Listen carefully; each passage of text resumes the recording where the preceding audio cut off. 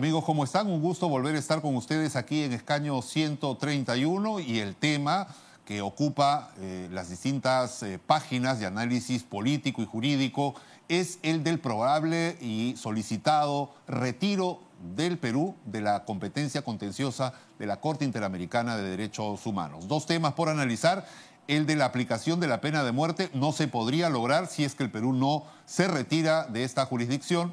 Y el segundo tema, el de la intromisión que a todas luces para muchos analistas hay con la resolución que obliga al Congreso a archivar la acusación constitucional cuando 4 magistrados del Tribunal Constitucional y lo que podría venir con el análisis acerca del indulto concedido al expresidente Fujimori por el mandatario Pedro Pablo Kuczynski. ¿Cuáles son los alcances, las consecuencias, el costo para el país a nivel político e internacional de un probable retiro de la competencia de la Corte? Vamos a analizarlo con el congresista Roberto Vieira luego de la siguiente encuesta que hemos hecho en Pasos Perdidos para recoger opiniones de otros congresistas respecto a esta solicitud. En el Perú ha habido mucha violación de derechos humanos en la época del gobierno fujimorista, en la época de Velasco, o también en gobiernos democráticos se violan derechos a los ciudadanos. Tenemos que pertenecer a la Corte, si no nos convertimos pues en estados como algunos países de Medio Oriente o del África que cortan las manos, mutilan a la gente, violan los derechos de las mujeres, de los niños, raptan a las mujeres, matan, hacen ejecuciones extrajudiciales. Sería una locura. Nuestra democracia es todavía incipiente, nuestro poder judicial tiene mucho que fortalecerse. Si nosotros analizamos la población penal, que está sobre los 80.000 internos en los penales, solamente la mitad tiene sentencia. Pero hay muchísimos casos que no han sido solucionados en las cortes peruanas y han tenido la posibilidad de acceder a la Corte Interamericana de Derechos Humanos. Acaban los trabajadores portuarios después de muchos años que sus derechos sean reconocidos. Y así podríamos citar muchísimos casos. Es vital respetar las instancias supranacionales. Nosotros como Parlamento ya hemos emitido un pronunciamiento, ya se están comunicando, haciendo los comunicados también con el Ejecutivo para que se plantee un recurso de aclaración respecto a esta decisión que ha tomado la Corte, que a criterio nuestro contraviene nuestro orden interno, nuestro derecho interno, y contraviene la misma Carta de la OEA, que viene a ser un estatuto que regula el funcionamiento de todos los países miembros de la OEA. Específicamente el artículo 3, inciso B, donde se señala claramente que el ordenamiento internacional de ninguna manera puede ir en contra del derecho interno de cada país. Yo también le quisiera preguntar muy respetuosamente, como él pregunta a Blume Fortini, ¿y por qué, así con esa presteza que pide al Congreso que acceda a esta resolución de la Corte, no inicia un proceso nuevo a estos miembros del Tribunal Constitucional? Porque obviamente, sin esperar de que termine el proceso en sede nacional, fueron en queja a la Corte, lo que ha derivado en todo este problema. Estos 4 magistrados lo único que han hecho es buscar defenderse ellos ante un fallo grosero, cambiando la votación de Vergara Gotelli. Así es que yo creo que tiene que abrirse un nuevo proceso, porque si bien es grave lo de Vergara Gotelli, para mí más grave es haberse ido a la Corte, en realidad cuando el proceso no termina y sabiendo perfectamente que ellos han cometido prevaricato. En eso están de acuerdo casi todos los constitucionalistas.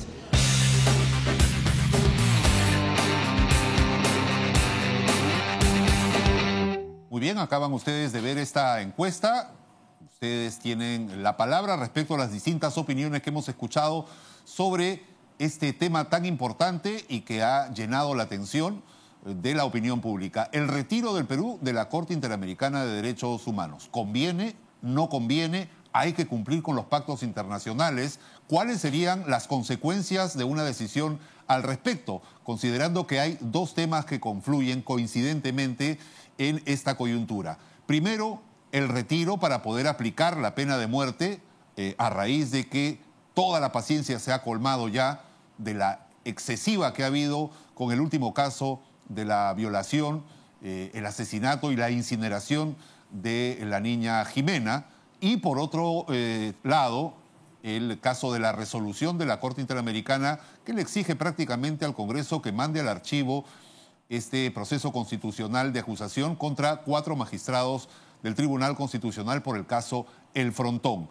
Estos dos temas juntos pues han revivido el pedido que lo ha materializado en esta moción el congresista Roberto Vieira, con el que vamos a conversar de inmediato, para que inste al Ejecutivo, y nos va a explicar cuál es el proceso, a que retire al país de la competencia contenciosa de la Corte Interamericana. Esta Corte no nos va a dejar avanzar, no nos va a permitir actuar con soberanía.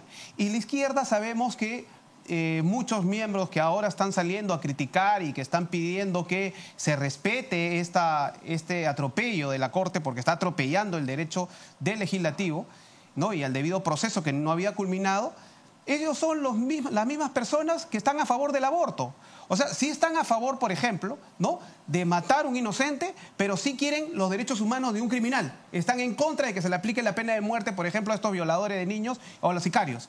Entonces, pues, esta doble moral descalifica a la izquierda peruana, que no se pone en una posición de defensa a la población y principalmente de ejercer nuestra soberanía plena, que es lo que emana de nuestra población, que nosotros somos soberanos, no somos una colonia ni somos parte de un virreinato. Lo que sí es cierto es que el Perú ha perdido todos los casos que se han visto en la Corte Interamericana, ¿no? Los 26 los ha perdido. O son muy políticos o muy politizados los jueces, que da la impresión de que uno sale a la cancha y ve al árbitro ya con la camiseta del equipo rival puesta. Así es. O tenemos unos pésimos abogados que mejor nos defendemos solos antes que confiar en su estrategia de defensa. ¿Qué está pasando? Bueno, también hay... es una corte politizada, ¿no? O sea, los abogados que mandes igual vamos a perder, pero eso tampoco no lo exime de responsabilidades a los que nos han ido a defender para alzar su voz de protesta, y los gobiernos de turno no haber tomado acciones que nos ha llevado a una situación difícil.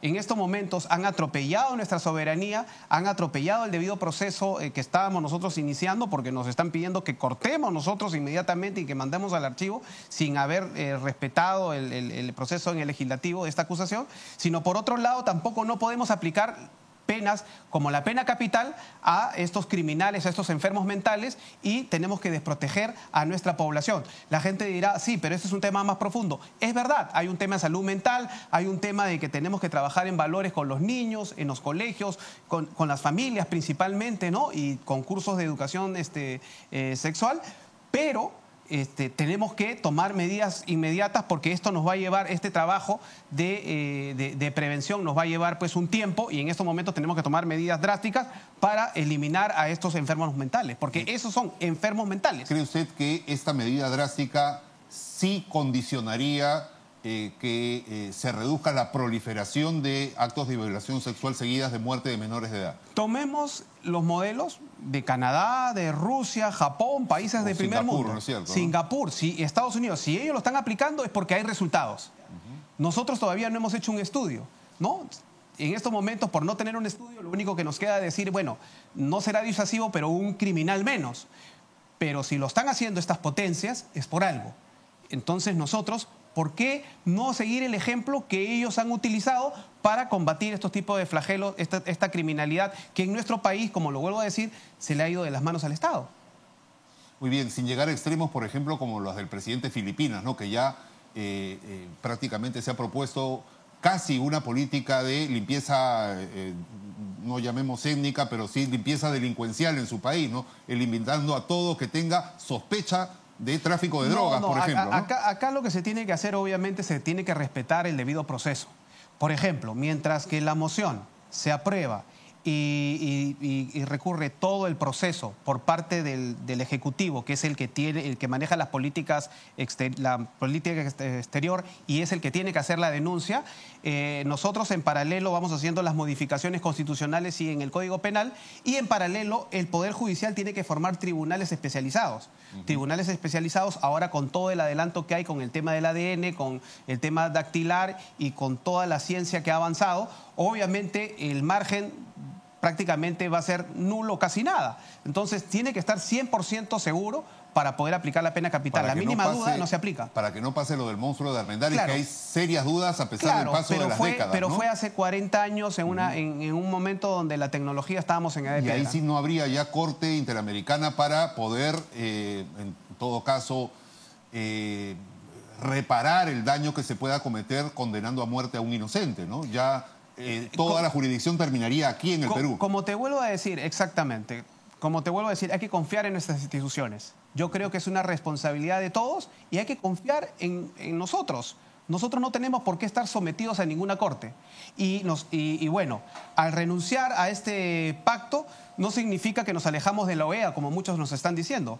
Nosotros hemos suscrito cerca de 73 tratados, de los cuales salirnos de uno no nos va a implicar absolutamente nada, ¿no? Muy bien, vamos a hablar precisamente de los riesgos por los cuales muchos opinólogos, analistas, expertos en el tema manifiestan que hay que acatar a rajatabla todas las disposiciones de la Corte Interamericana porque no hacerlo sería peor. ¿Cuáles son los riesgos de alejarnos de esta competencia contenciosa de la Corte Interamericana? ¿Le parece si lo discutimos después del corte? Por supuesto. Muy bien, volvemos amigos en Escaño 131.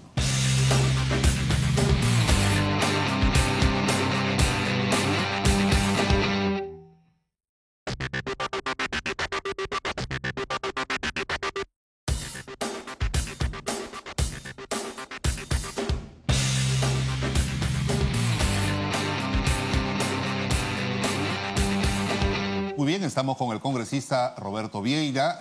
Como ustedes saben, él es autor de esta moción que le pide, vía la aprobación del Congreso, al Ejecutivo que siga los canales correspondientes para retirar al Perú de la jurisdicción de la Corte Interamericana de Derechos Humanos. Este es un riesgo para los entendidos en la materia que dicen que salirse de la Corte Interamericana va a ser perjudicial para el Perú, que va a ser nuevamente sujeto de sanciones políticas a nivel internacional. En el extremo económico, por ejemplo, el ingreso a la OCDE estaría condicionado como parte de una de estas sanciones. No, yo creo que más riesgo es seguir sometidos a una corte politizada. Nosotros tenemos que recuperar nuestra soberanía. Hace un momento te manifesté que tenemos 73 tratados firmados en la OEA. Salirnos de uno no nos va a afectar en lo absoluto. Estados Unidos, por ejemplo, no ha suscrito la convención. Entonces, pero sí aplica sanciones. Y sí aplica sanciones y no pasa absolutamente nada y es miembro de la OEA. Entonces, olvídense de que nos va a afectar. Ese es digamos, el argumento más frágil que está tratando muchos que están a favor de esta corte ideologizada. Pero los compromisos están para honrarse, ¿no es cierto? Si el Perú pertenece, todo lo que pase hasta una eventual salida o inicio del proceso de salida debería cumplirse. No, en estos momentos, obviamente, una resolución de la Corte hay que respetarla. O sea que si hay que archivar el proceso constitucional contra los magistrados, hay que hacerlo, así no nos guste. Se ha pedido la aclaración. Esperemos que... Y en el caso de la vacancia también. No, hay que respetarlo. Hay que respetarlo. O sea, si nosotros denunciamos al pacto, nos vamos a demorar un año. En el mejor de los casos. No. Con voluntad hemos hecho el cálculo, trabajando en paralelo, Ejecutivo, Legislativo y el Poder Judicial, un año. Entonces, si nosotros en un año ya podemos aplicar, por ejemplo, la pena capital, ya estamos apartados de la Corte, ya el tema, todo lo de atrás, no es retroactivo, ¿no? O sea, no lo va a afectar, lo va a dejar tan igual como están las cosas. Siempre y cuando haya una voluntad también de consenso aquí en el Congreso. Hay muchos parlamentarios que han expresado públicamente su posición y que no están de acuerdo con la pena de muerte. Hay quienes sí lo están, como es su caso. ¿Se cuenta cómo ha podido sondear usted las voluntades? ¿Se cuenta con los votos? ¿O se contaría con los votos? Yo sí he hecho un un preliminar y sí contamos con los votos, solamente se necesita mayoría. Igual el proyecto, la moción mayoría. La moción va al Ejecutivo y el Ejecutivo en ese momento, cuando inicia el proceso de denuncia, tiene que volver a mandar al Legislativo un proyecto de ley. Ese proyecto de ley también se aprueba con mayoría simple. Y en solo una legislatura. Exacto. Recién la reforma constitucional sí necesita votación calificada. En dos y en legislaturas. 2 legislaturas que se pueden dar en este mismo año, ¿no? Antes de julio y después de agosto. La votación calificada son los famosos 87 votos, ¿no? Claro, pero eso ya sería para modificar la Constitución y aplicar ahí la pena capital para sicariato y violadores de En niños. todo caso, ampliarla, porque ahora solamente hay en caso de guerra exterior por traición a la patria, ¿no es cierto? Y terrorismo también. Y terrorismo. Se tipificaría también por caso de violación seguida de muerte a menores de edad. Exacto. Es y una también modificación constitucional y además del Código Penal. Del Código Penal, ¿no? Para anexarlo en el Código Penal. Que viene a ser una especie de reglamento de la Constitución respecto a la aplicabilidad de las sanciones. Entonces, de ahí en adelante rige. Ya todo lo de atrás se deja tan igual como está, porque no es retroactivo. Mientras tanto, ¿qué pasa con los casos que ya están en marcha? ¿Continúan hasta el día en que el Perú hace la denuncia de la jurisdicción? Y pasa el año. Y pasa un año. Claro. Luego de esa fecha, así yo venga con pruebas contundentes de violación de derechos humanos en el Perú, yo no podría iniciar un proceso en la Corte Interamericana. Ya no. ¿Qué me quedaría como sujeto de una vulneración de mis derechos humanos en el Perú? ¿A dónde podría yo acudir? Bueno, la OEA, la ONU y también hay tribunales internacionales, ¿no? Que podemos recurrir. ¿De La Haya? De La Haya, por supuesto que sí. Entonces, Este diferendo marítimo terminamos nosotros en La Haya, ¿no? pero ya no tiene que ver mucho con el tema de los derechos humanos, que sí es supuestamente la especialidad de la Corte Interamericana, ver tema de derechos humanos. Pero ¿no? de terroristas, como han hecho. Pero hay otros casos, por ejemplo, que ha ido mucha gente que no son terroristas y sus casos se siguen ventilando y han pasado años de años.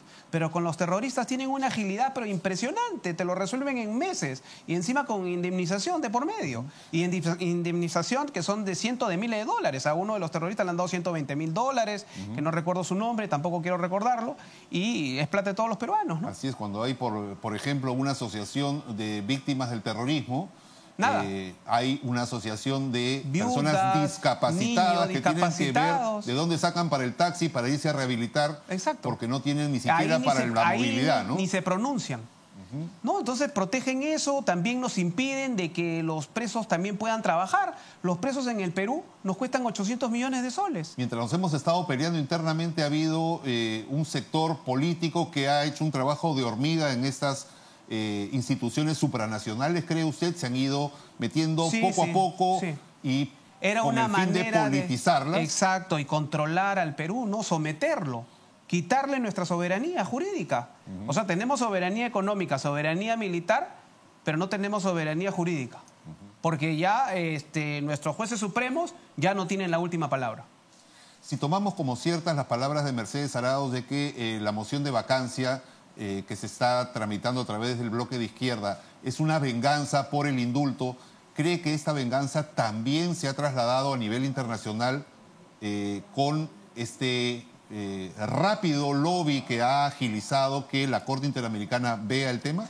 Indiscutiblemente, ¿no? A los días nomás, ya la Comisión Interamericana de Derechos Humanos, ¿no? Que son afines a la Corte, ya se había pronunciado en contra del indulto. Ni siquiera el tema estaba en la comisión y ya ellos habían mostrado en contra del indulto. Entonces ahí nomás te das cuenta con qué tendencia están trabajando y no es posible que el Perú, un país soberano, esté sometido, pues, en otras palabras, jueces con tendencia política de izquierda y que quieren a nosotros, pues, tomarnos como una colonia. Ese es inaceptable. Hay, por ejemplo, el ex canciller Tudela, el doctor excongresista Carlos Chipoco, han hablado acerca de que para evitar que esto pueda salirse de las manos en un futuro, habría que pedirle a la OEA que trace el límite claro entre lo que es defensa químicamente pura de los derechos humanos a nivel de foros internacionales y lo que es ya intromisión en asuntos de gobierno y en temas políticos. ¿Cómo lograr ese ideal en donde haya un filtro a la hora que lleguen los casos a la Corte Interamericana? Mire, yo no tengo mucha esperanza en esa situación. Yo creo que eso sería perder el tiempo. aquí hay que denunciar el pacto. Esta corte es parte de un tema geopolítico de muchos países, obviamente, de primer mundo, ¿no?, que están interesados en manejar a la región a su antojo, pues, ¿no?, como parte de su colonia. Y yo creo que sí perderíamos el tiempo. Debemos denunciar al pacto y recuperar nuestra soberanía jurídica y ser igual, vamos a seguir siendo miembro de la OEA, vamos a seguir respetando los 72 tratados que también se han suscrito, porque solamente vamos a denunciar a uno. Y listo, seguimos avanzando como país, fortalecemos nuestras instituciones y nos adaptamos a nuestra realidad, una realidad que ellos no conocen. Aquí, por ejemplo, como lo vuelvo a decir, si al Estado se le ha ido de las manos estos actos de criminalidad, ¿no?, como son estos enfermos mentales, entonces obviamente tenemos que darle respuesta, una respuesta inmediata. Y esa respuesta inmediata es tomando de modelo lo que está aplicando Estados Unidos, Rusia, China, Singapur, Japón, Australia, ¿no?, que es pena de muerte para estos tipos de enfermos. Y tema que no indigna, parece, a los colectivos que sí trasladan los casos de defensa de derechos humanos de determinados grupos, el caso de grupos terroristas, por ejemplo, pero veo que hay, en el 2010, por ejemplo, la Corte Interamericana admitió 364 peticiones de denuncia contra nuestro país. El Perú tiene el récord de casos que llegan a la Corte Interamericana a diferencia de otros países. ¿A qué se debe esto? Aparte, obviamente, de la absoluta desconfianza que hay en nuestro sistema jurídico, ¿no es cierto? Bueno, mire, como lo vuelvo a decir, lamentablemente hay un déficit de nuestro sistema jurídico, pero hay que darle toda la confianza. Si nosotros queremos dar ese paso de salir del subdesarrollo, tenemos que fortalecer nuestras instituciones y tenemos que darle todo el mecanismo, toda la inversión necesaria para que ellos se puedan fortalecer y puedan darle garantías a los ciudadanos peruanos de un debido proceso, respetando el debido proceso. ¿Qué pasa en los casos en los que sí realmente se puede vulnerar el derecho a la libre opinión, el derecho a la libre interpretación que tienen los jueces, el derecho al trabajo que tienen los jueces, como puede pasar con estos 4 magistrados del Tribunal Constitucional? ¿A dónde se quejan si es que la justicia y el poder legislativo de su país, digamos que le jueguen contras, que no es justo en el entendido que así sea? ¿A dónde podría quejarse un grupo sin ir fuera del ámbito de los derechos humanos de la Corte Suprema? ¿Habría que, en este caso, trasladar este expediente a otra Corte Internacional? Tendríamos que buscar otros mecanismos, obviamente, donde la gente crea que cuando se han vulnerado algún tipo de derecho puedan recurrir. Pero, como lo vuelvo a decir, esta Corte no podemos seguir bajo el dominio de esta Corte. Esta Corte está ideologizada. Esta Corte es de tendencia marxista. Esta Corte no está ventilando, digamos, de proteger los derechos humanos en este caso, de los peruanos, sino de un grupo selecto, de la mayoría de terroristas. Vean los casos, revisen. ¿Quiénes han sido los beneficiados? Terroristas. Entonces, hay que buscar un mecanismo a través de la OEA, ¿no? Mecanismos, también hay otros convenios y no recurrir a esta Corte.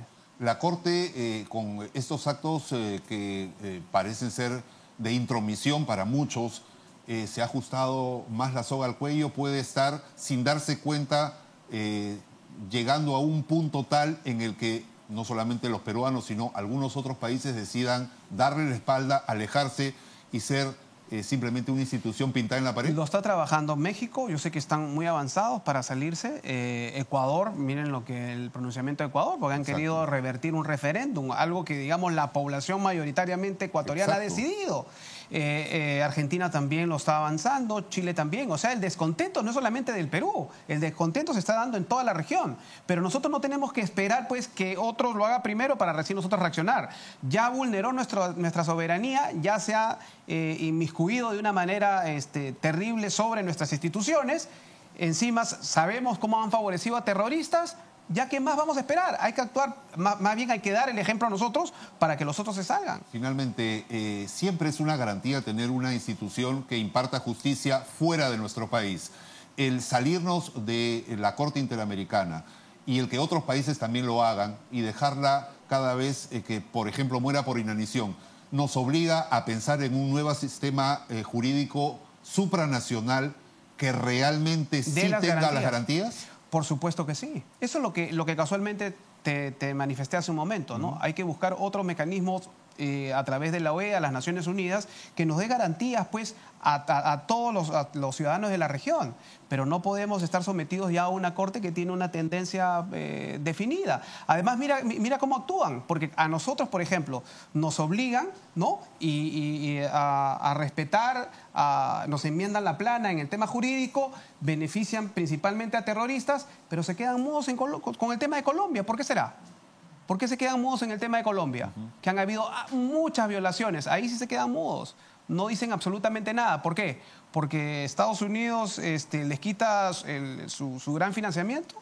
No, pues. La Cumbre de las Américas podría ser el principio, el primer capítulo para sentar las bases de una nueva institucionalidad jurídica supranacional, un impulso que nazca del Perú de esta reunión de mandatarios. Debería, ¿no? Y la Cancillería debería estar trabajando en y este proyecto que el Ejecutivo le mandará probablemente al Legislativo para la salida del Perú de la Corte Interamericana debería ir acompañado de un proyecto que a posteriori también cumpla con este objetivo de generar las bases de una nueva institucionalidad supranacional a nivel jurídico.